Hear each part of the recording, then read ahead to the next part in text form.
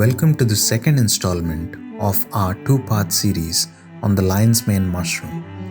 If you haven't yet, please watch the first part where I demonstrate the preparation, cultivation and harvesting of the lion's mane mushroom. In this video, I will guide you through the process of cooking a mushroom steak, complemented by a savory steak sauce, pan-fried vegetables for added color, and oven-baked fries for a delightful crunch. As a vegetarian, this is the only steak I enjoy, and there are numerous ways to prepare this dish. I will walk you through each step of the cooking process. If you find value in my content, please like, share, and subscribe to support the growth of my channel. Let's start off with the ingredients needed. There are times when less is more, but this isn't one of them. I've gone all out with the ingredients for this dish, and while there are many ways to prepare it, feel free to use whatever you have available. Let's start with the spices: black pepper, salt, paprika, Cajun spice blend, garlic powder, and Dijon mustard. You'll also need heavy cooking cream, butter, 2 shallots, 4 to 5 cloves of garlic, dill, chives, rosemary, a cup of vegetable broth, a handful of asparagus and broccolini, and of course, the star of today's video, the harvested lion's mane mushroom.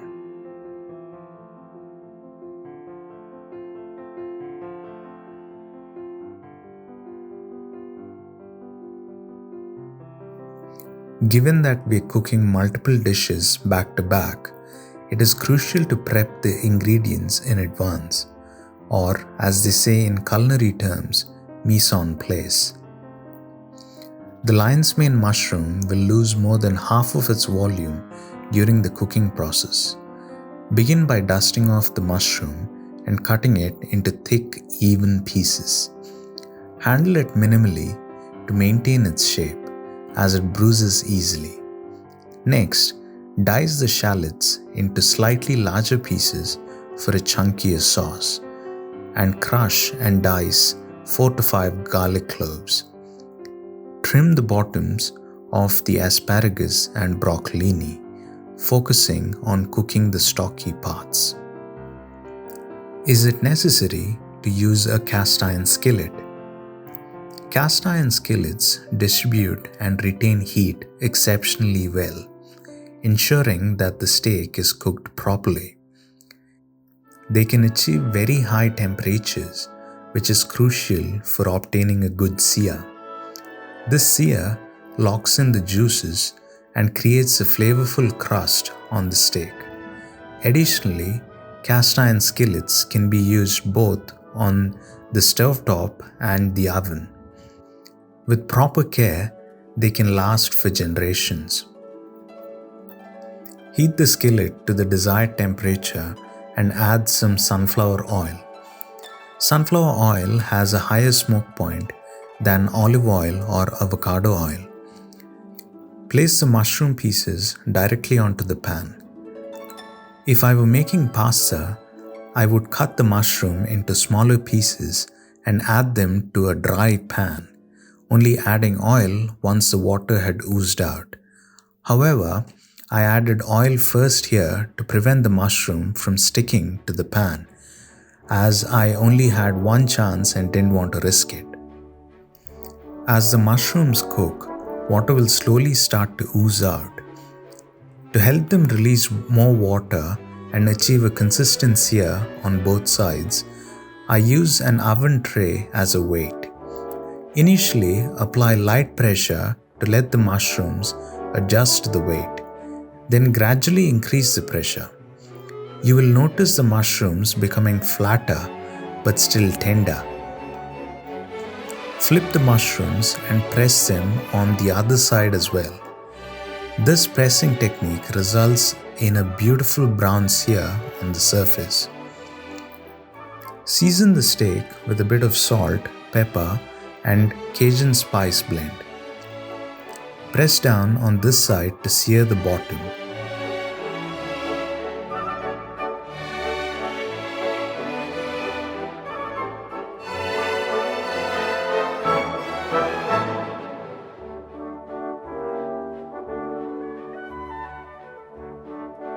Then flip them again and add the same seasoning on the other side. If you have a window in your kitchen, now would be a good time to open it. If the pan feels dry or the mushrooms start sticking, add some oil or a knob of butter. Remember, the handle of the cast iron skillet gets very hot too.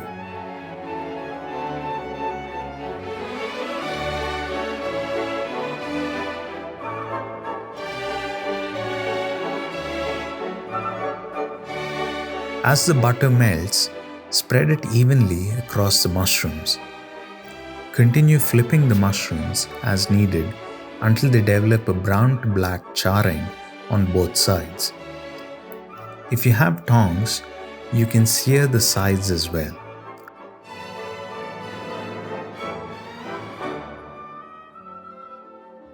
Turn off the stove and place the skillet in a preheated oven at 200 degrees Celsius fan bake for 10 minutes. Remove the steak from the oven and let it rest for 5 minutes before cutting.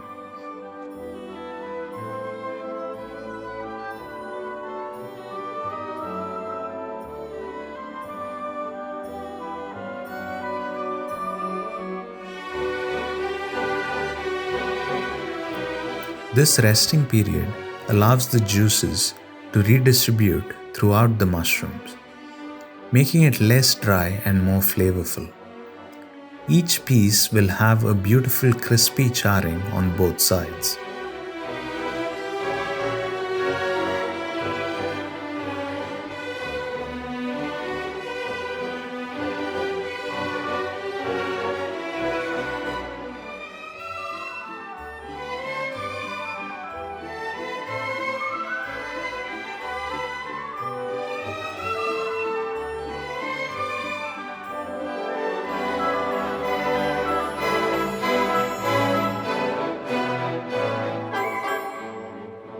Here's a comparison on how much the mushroom has reduced in size before and after cooking. After removing the mushroom steak from the cast iron skillet, you'll notice some charred bits left behind. Add a bit of oil to the pan and then add the vegetables, seasoning them with salt and pepper. As they cook, they will lose moisture.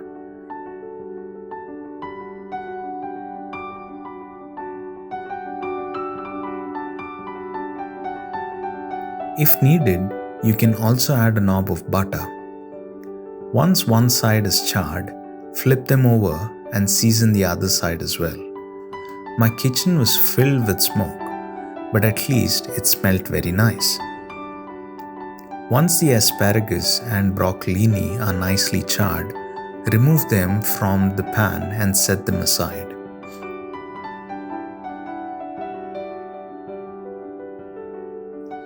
The charred steak and vegetables will form the base for the steak sauce. Begin by adding the shallots and diced garlic to the pan. Pour in some oil to deglaze the pan. Then add a sprig of rosemary and mix thoroughly.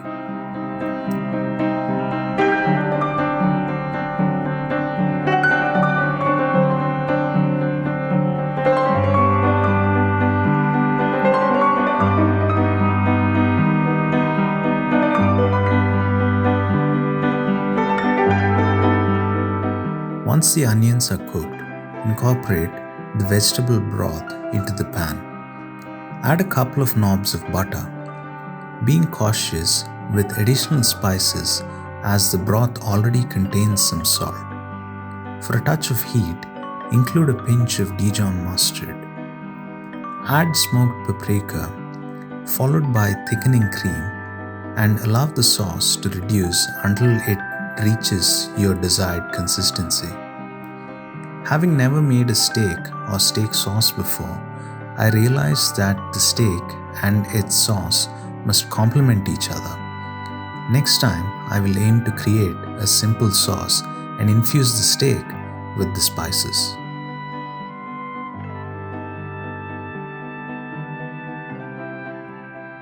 Preheat your oven to 200 degrees Celsius preferably fan bake for 15 minutes.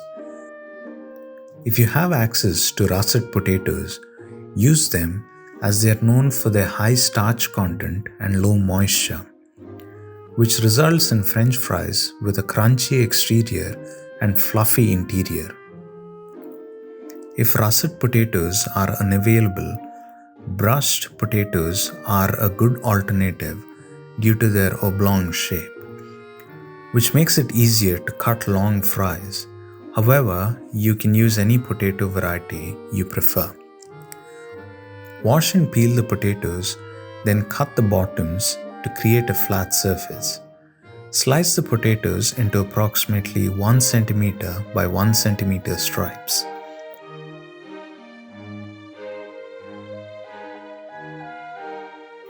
Soak the fries in salt water for 30 minutes to draw out excess moisture.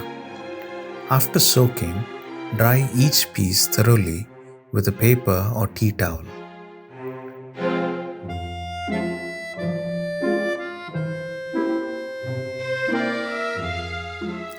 Toss the fries with olive oil, Cajun spice, garlic powder, and salt, ensuring they are well coated. Spread them evenly on a baking tray lined with parchment paper. Bake in the oven for 30 minutes, checking periodically to prevent burning. On the day of cooking, I prepared the French fries first. While they were crispy when they came out of the oven, they became very soggy by the time I finished cooking the other dishes. I recommend baking the fries at the end, just before serving, to maintain their crispiness.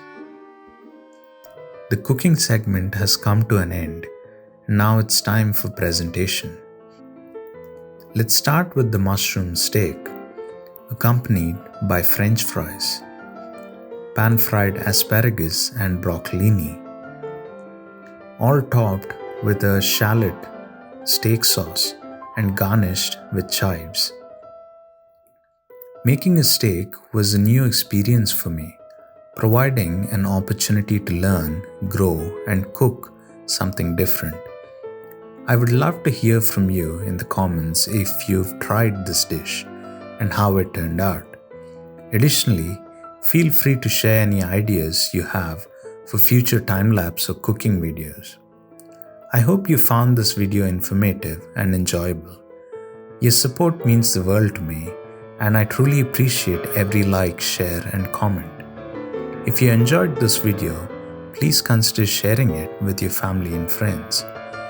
Your support helps my channel grow and reach more people. Thank you for being part of this journey. Please consider subscribing.